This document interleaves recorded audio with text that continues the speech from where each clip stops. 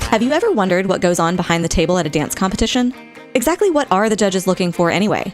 This is Making the Impact, a dance competition podcast. Each week, we'll cover a different topic related to the world of competitive dance from the perspective of the judges behind the table.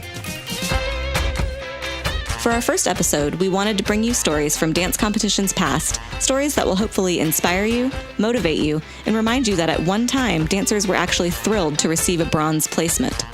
This week, we're here in the studio with IDA judges Ashley and Troy to talk about what dance competitions taught us.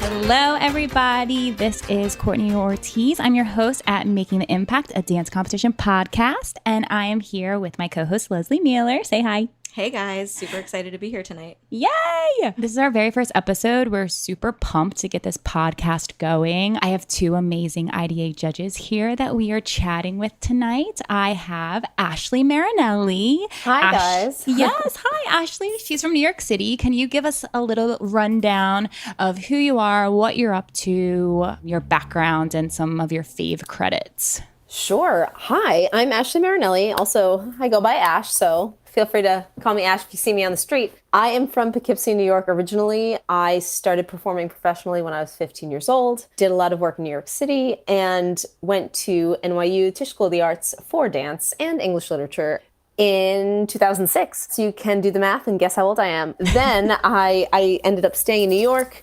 I traveled a lot, and some of my favorite credits, I have danced with Justin Bieber, Mariah Carey, Neo, Lady Sovereign, Shakira. I have performed in musical theater regionally, internationally. I've taught nationally and internationally, and I do a lot of work in the postmodern and contemporary dance fields. And right now, to segue into what I'm currently doing, I'm currently working on two new shows. One is the choreographer and one is the writer and choreographer, both of which blend dance styles, theater and contemporary dance, which is a niche I found for myself, which I quite enjoy. So the show I'm writing and choreographing is called Fall of the House. It's about Edgar Allan Poe writing The Fall of the House of Usher, if you're familiar. Super psyched. We're having our first reading on Monday. Woot!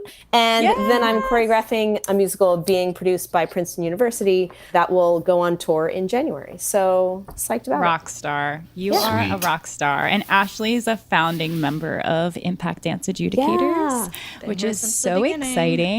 Awesome. Ashley, you're amazing. Troy, tell us all about you, where you're from, where you're now based, and some of your background and credits. Cool. Hi, everybody. I am Troy Haywood. I am originally from Charlotte, North Carolina.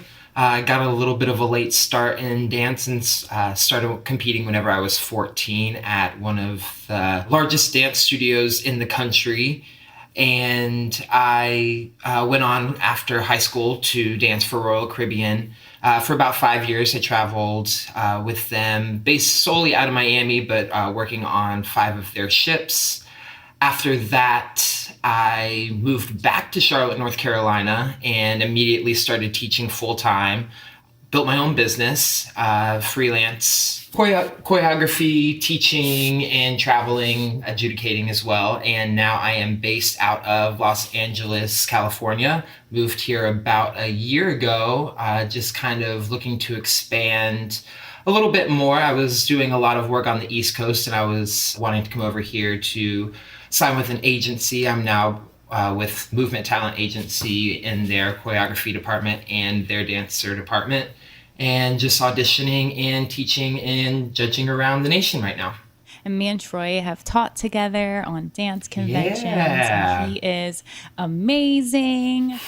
I love both of you guys. Thanks so much for being here for our very first podcast episode about our topic tonight. Yeah, so all of the episodes for the first season of Making the Impact are based on previous topics from our judges blog. If you want to go even deeper into each topic and hear from all the other judges, head over to impactdanceadjudicators.com/judgesblog to read more.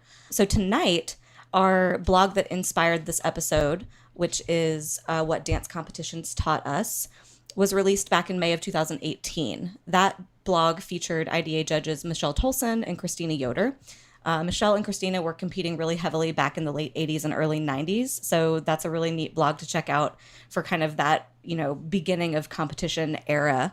And Ashley, we actually know that you wrote a similar blog post for the Judges blog called 3 Things Dance Competitions Gave Me That Weren't Trophies. Do you want to tell us a little bit about writing that blog? Totally. And I also think I wrote the very first Impact Dance Adjudicators blog. Am I incorrect? I think was I'm correct. that the first That one? might have been the first one. That was not the first one.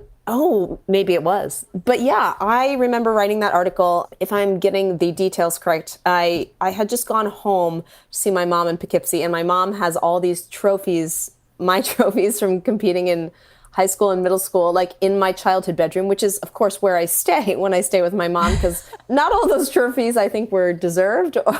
So it wasn't that I was so amazing or anything, but they are kind of a reminder that though the trophies are nice, they don't mean a ton. Like 10 years later, 15 years later, the trophy I was so proud of, I won Stars of Tomorrow 2006. I was Miss Stars of Tomorrow. It was, up to that point, the greatest thing that had ever happened to me in life.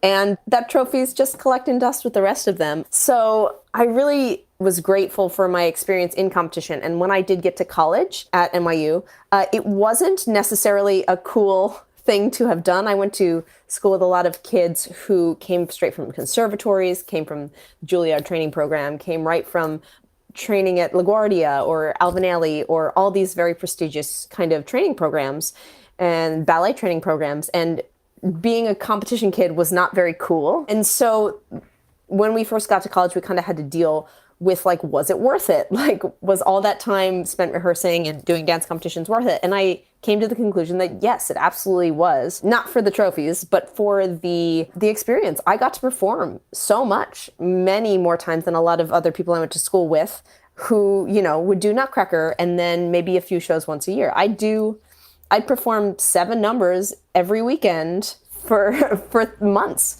Yeah. And it gave me more of an opportunity to perform. I was able to hone my performance skills. I know how to deal with an audience. I know how to deal with stage fright. I know how to deal with something if it goes wrong on stage. I'm able to bring my personality to a performance space in a way that I don't think a lot of kids got experience doing growing up. Mm-hmm. And I think I went on to list a bunch of other reasons why dance competitions are awesome. But it was such a good blog.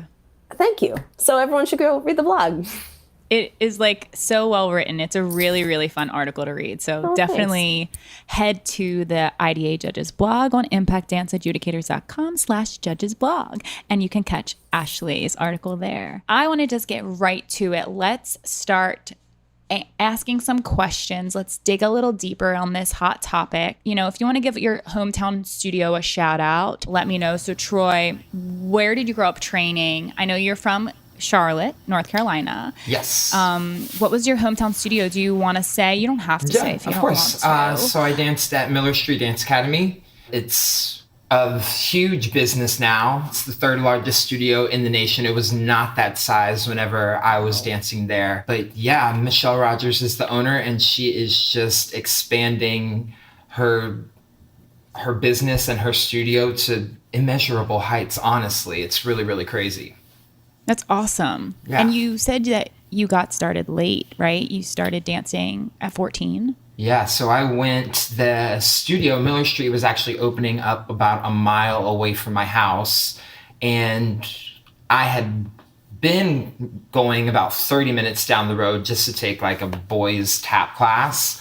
So as soon as that studio popped up, I was like, all right, maybe I should transfer over here a little bit. I had been shopping for studios and really didn't find anything that I liked. In fact, I was kind of pushed out a little bit because I was not great. I hadn't had any training, but I knew I wanted to, like, dive in. So whenever I went to the summer classes, they kind of took me under their wing, and I immediately started competing, like, 3 months after that. And it was like I had found what I had been looking for my whole life. Like, my parents put me in soccer and baseball. I actually never even got past t-ball. I was like 7 years old playing t-ball because I was horrible at it.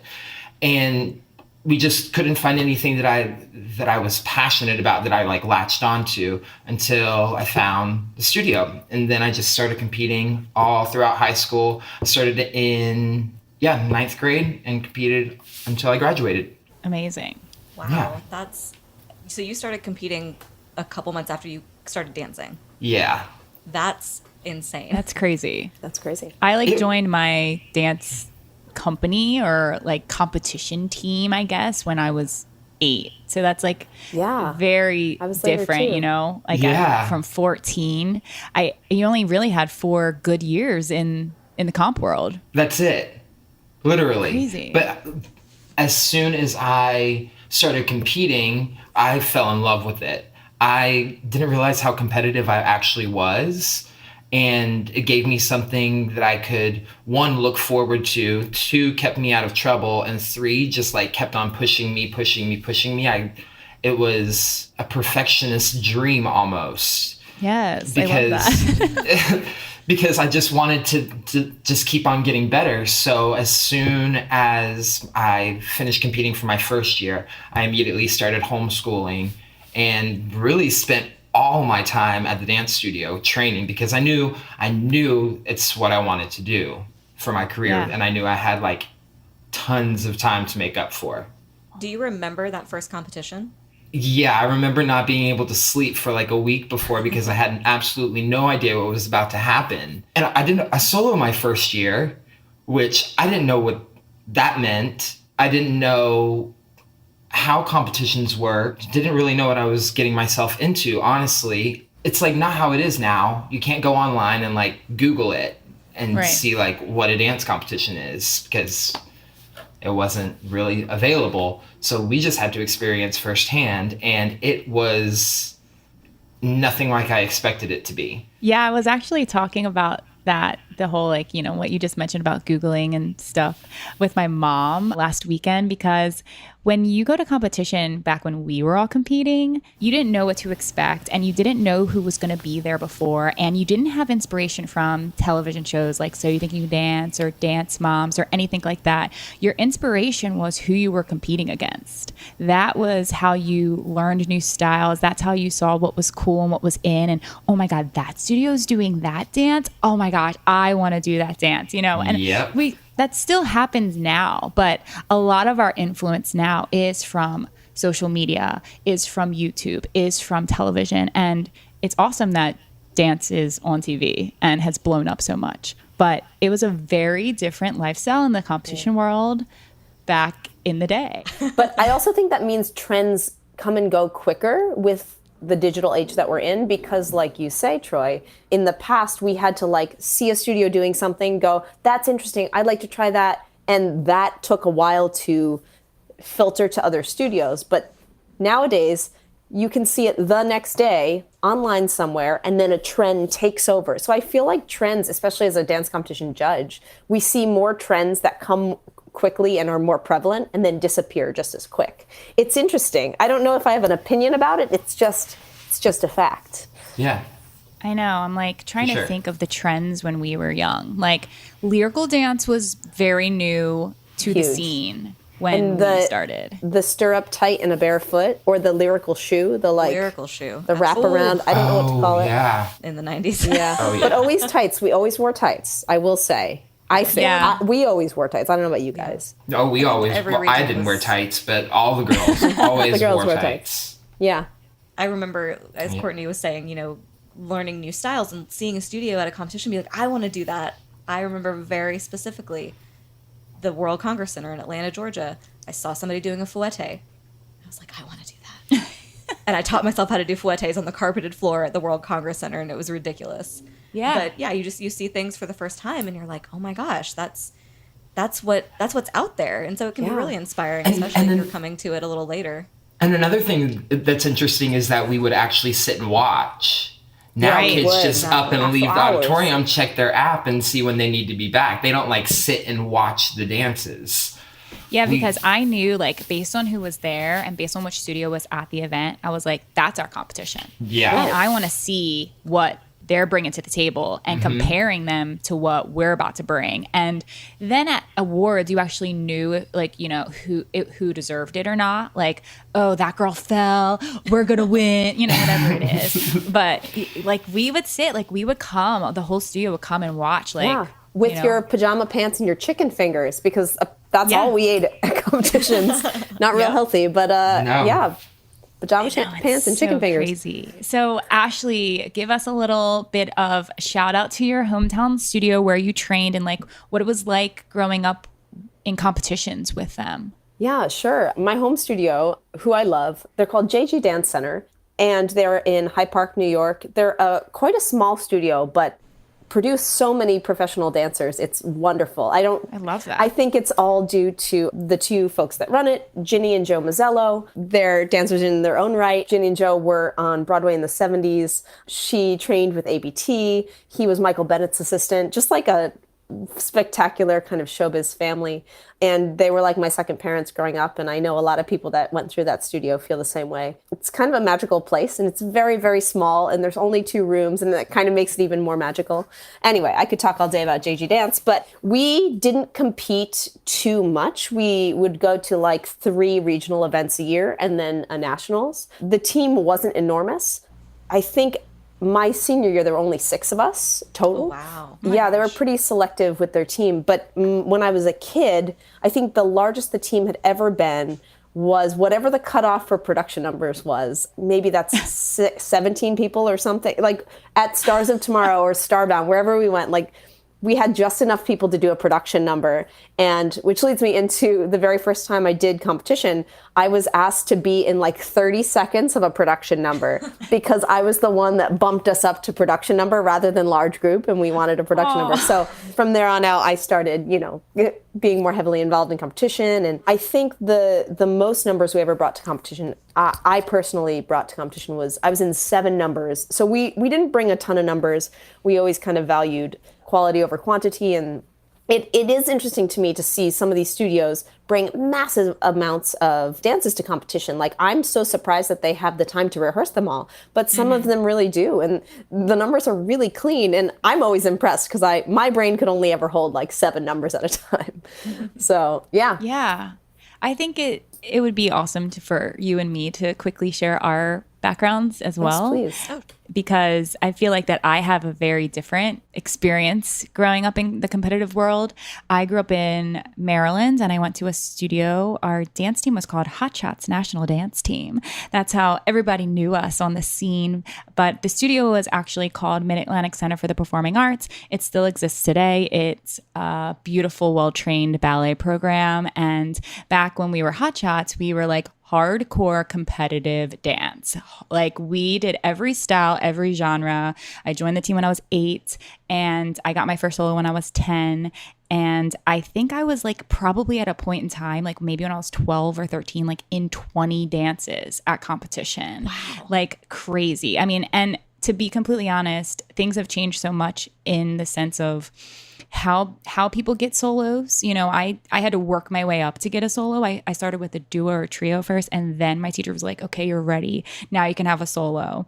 And I bumped up to having 2 solos, at a jazz and a lyrical, But in that sense, we were very competitive. We trained all through the fall. And then after the new year, that's when we actually started learning our competition dances. And we would compete only through regionals, usually in like March, April, May, and then we would do a nationals. So that's a little bit about my competitive life. So one of my favorite parts about being friends with Courtney is that I met Courtney right out of her final competition season when we worked on our first cruise ship job together. So Courtney was literally like 6 months out of her senior year of high school. Yes. And I was 6 months out of my senior year of college. So we booked the same cruise ship, and I remember thinking, and the other 2 girls were the same age as Courtney, and so they were right out of competition season. And my old, at that time, feeling college brain was like, oh my God, these girls just got done with nationals. Like, they're in such good shape. They've been competing all year. Like, how in the world am I ever going to dance with them and look okay? Meanwhile, I'm like 40 years older and totally fine. Yeah. But yeah, so Courtney comes out of a super competitive studio. I come out of a not super competitive studio. I'm from Marietta, Georgia, and my mom owns a dance studio called the Dancer Studio. We started the first dance company when I was in 6th grade, kind of at my prodding, because I was still at that time wanting to pursue dance. So I convinced her that we needed a dance company and we needed to go to competition. So it's, again, still exists today, just like Courtney's studio, and they still go to 2 regionals a year. We've never been to nationals. It's just not, our kids at that studio do a lot of different things, but also very well-rounded. I come back a lot and teach. I get instructors from Atlanta and from different places to come in for master classes and stuff. But yeah, I always really enjoyed competition. I was always, once they finally made levels in competitions, we were like, boom, intermediate level. Like, that is where we belong. We are not beginners, but we do not dance a million hours a week. But I remember my senior year, I had 2 solos. That was, very special to have 2 solos. And I wanted to enter mine in the advanced level because I had been accepted to college and I was like, I'm going to do this for a living. Like, let me see if I can just make it to the advanced level and like place. And I got 9th place out of 10. So I felt really good about that. So yeah, it was always a really fun experience for me at competition. Yeah. I love hearing, everybody's backgrounds. It's so interesting to hear. How did your competition experience influence your career choice and your dance education? Don't everybody jump up at once. I don't know. That's tricky. I mean, in so many ways, of course. Do you feel like dance competitions convinced you that this is what you want to do because you moved, you went to college for dance. Do you think that was a stepping stone into your decision of, yes, I want to pursue this for a living? I think more so than the competitions was the opportunities that the competitions themselves provided me. For example, I went to a lot of convention competitions and took a lot of classes there. Took classes with professionals working in the industry. And then from those classes, you would win scholarships usually to then pursue your education at like a really awesome, reputable school in like LA and New York. And so I was able to go to Joffrey Ballet School. I was able to go to Steps on Broadway when I was like 12 years old. But I then met teachers and I was taking class with people, working dancers in the industry when I was 12 years old. I still take class from Elena Kunikova to this day. I met her when I was 12 at Steps on Broadway. That's amazing. But yeah, it's really cool. And she like has known me my whole life almost. It's really interesting. So that more so than like competitions themselves, the conventions and the classes were the really cool part for me. Yeah. Yeah. Troy. I didn't really go to many convention competitions whenever I was competing.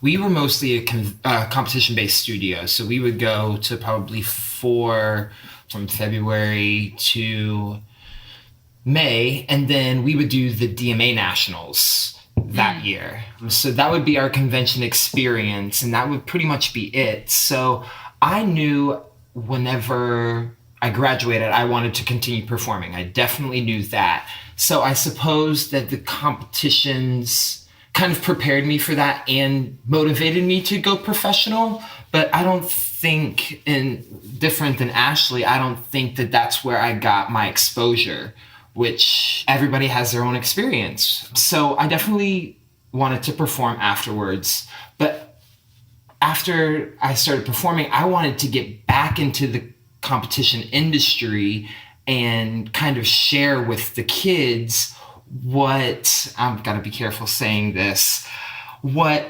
I wish I was taught, or what I wish I would have experienced whenever I was competing. Yeah. Yes, competitions did give me something to work for and ignited my passion and pushed me to perform, but I wish I knew now that that's not the be all end all.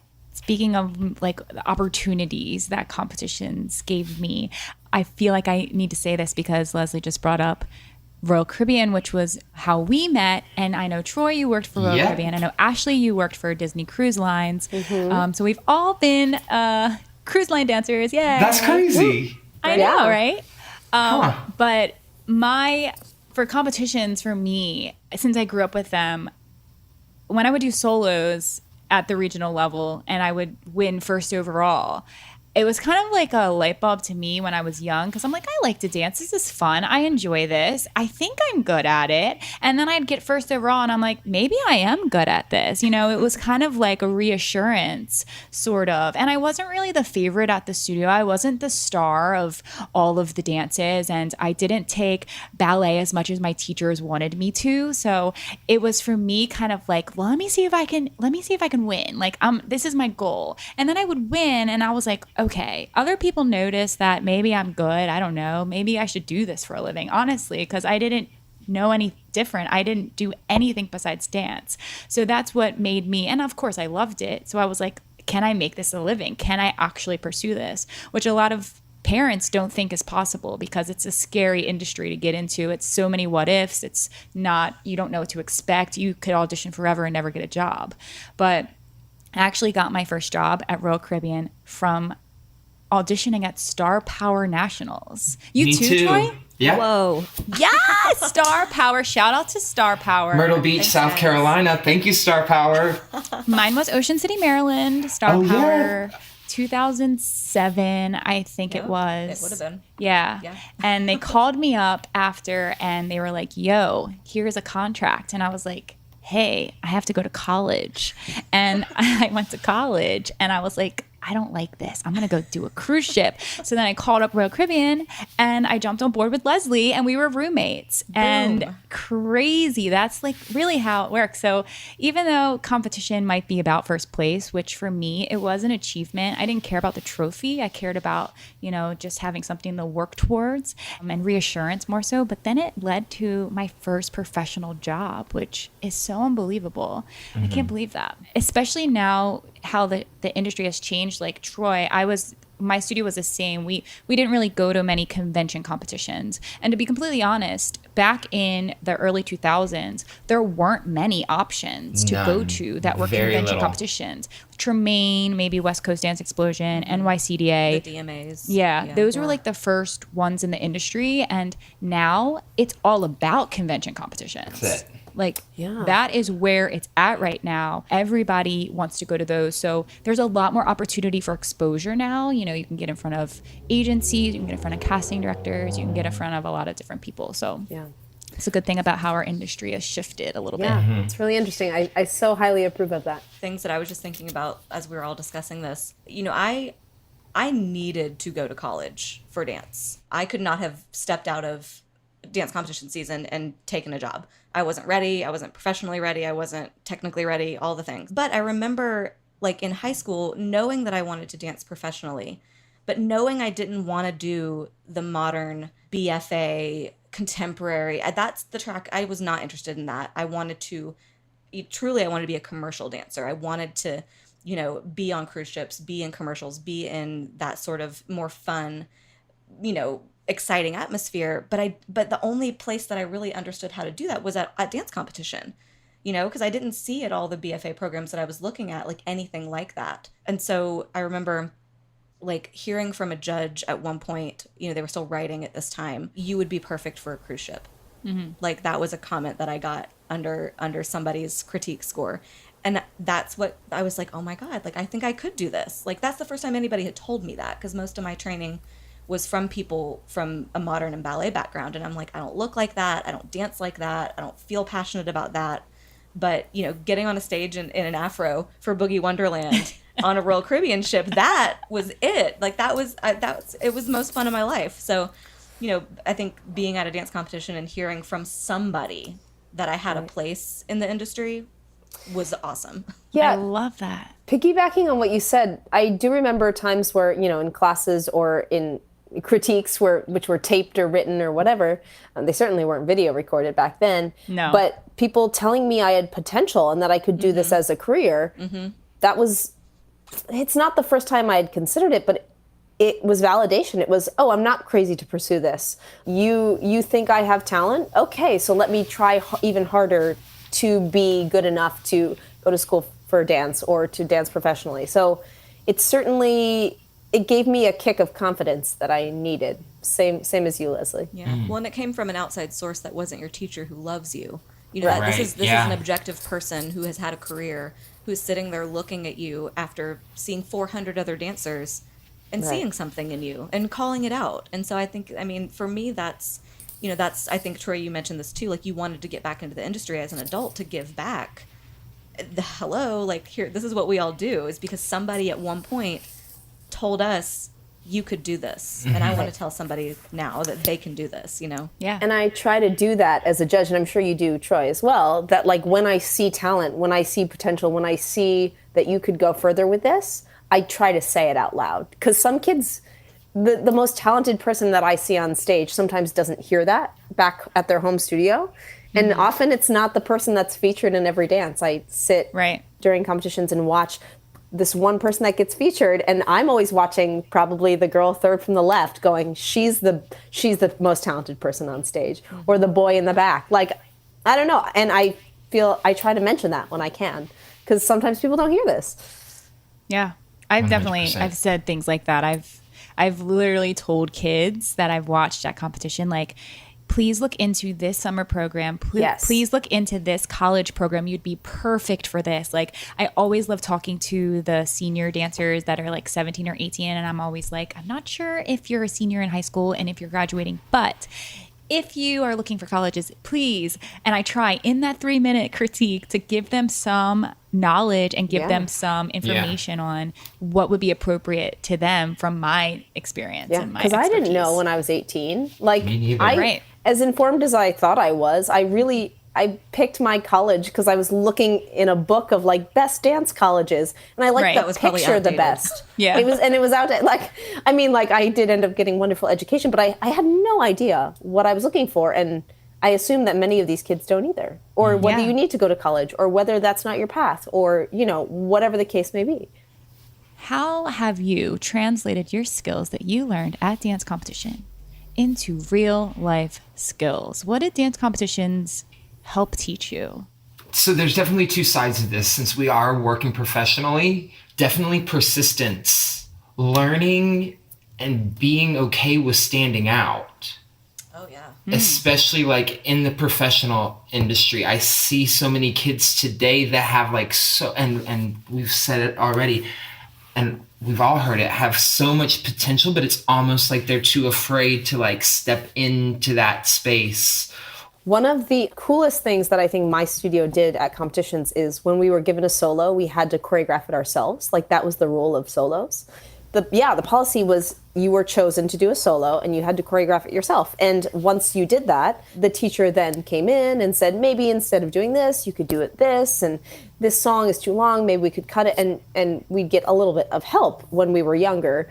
But as we got older, we were forced to choreograph. We were learning to choreograph, and we often, would score a certain way, and we'd get a certain choreography score, and then we'd know how to fix it next time. So honestly, I do a lot of choreography now and a lot of associate choreography, and I credit dance competitions for helping me start doing that. I know that my first few things that I choreographed were not good. They weren't even passable, but like, competitions gave me the opportunity on a very like low stakes kind of arena to go, oh, that was really terrible. How do I not make that happen again? Maybe this would be a better way to translate this idea.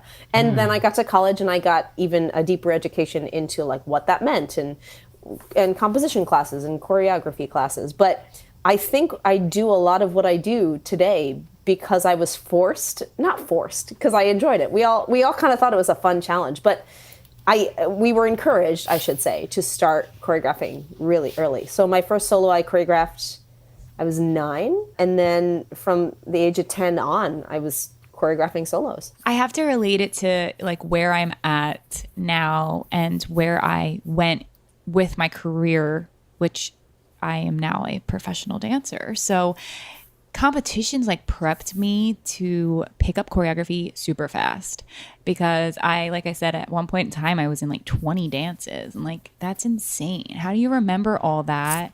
And then it was like all different styles too. So yeah, I mean, I think in terms of real world, quote unquote, like what I call normal people skills, like not dancer skills, because I am now in the real world. I work for Capizio, I work in the corporate office, and having translated, being able to work as part of a team, being able to shift your focus immediately.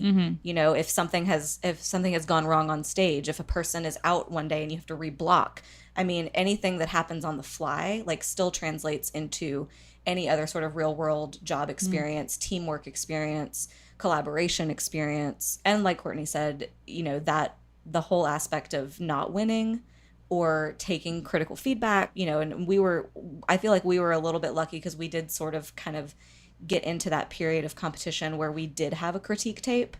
Like, there were actual recordings we could listen to in our generation, whereas like slightly before, it was really just they wrote down a couple words and that's all you got.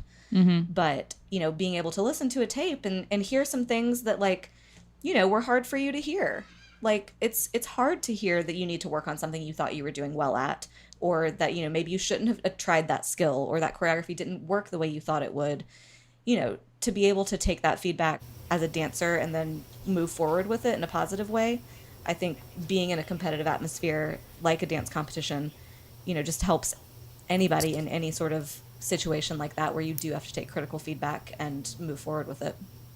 Yeah, I agree. Something that I wish I knew whenever I was competing is, or I wish I had a different kind of a mindset, is instead of trying to be perfect or trying to perfect everything whenever I'm going out on stage, be more focused on the progression of everything rather than this is the ultimate goal. Go to the competition, win first place. If you don't do that, this is my mindset. Then you aren't good enough or are a failure. Rather than now, if we were to go back to compete now, all of us, we would kill it. Knowing what we know now. Knowing what we know. Like, just like going and being okay with just putting your best out there on the stage and listening, like Lesley was saying, to constructive feedback from these judges, and then taking it, leaving some stuff that doesn't work for you, and then putting that into practice, and then showing up at the next event, doing it even better that time without so much added pressure of trying to be perfect and trying to win that first place trophy. Are dance competitions a positive influence on today's young dancers? I think they are. And especially if they are approached from a mindset of, I'm not trying to win this thing necessarily. I'm trying to be a better dancer. I'm trying to be inspired. I'm here to gather as much information as I can. I'm a sponge. I want to learn from the judges. I want to learn from the teachers. I want to learn from my fellow performers. I want to make connections. Honestly, I now work with a bunch of people I met competing, especially if you want to go into the professional world. Like, that's where you start to make connections. Like, if we're going to be very pragmatic about it, it's very true. It's networking, really, from a very young age. And like, I work with so many people I competed against growing up. And so be nice, right? I think if it's approached from that mindset, not if I don't win, my life is over, then absolutely positive effects all around. Mm-hmm. I was going to say the same thing. You just have to go into it with the proper mindset and focusing not on just that one event. And if it's not life or death, this is a dance competition. It's like, this is something that we love to do. If we love to do it, it's going to continue to be there for us. And even if we aren't the best at it, it's okay, because our love and our passion is going to continue to take us to where we want to go. I mean, it's definitely hard, especially whenever, I know we said it before, in this day and age, to see all of these different competitors right in front of your face all the time, and always comparing and getting angry when we don't win. And that's a rational emotional response. But it seems to be the kids that are there to quote unquote work to be better than they were yesterday, who go into class and don't say anything and just are there with their tunnel vision, just working on themselves. Those are the dancers that are going to have a career that's going to last them for the rest of their lives.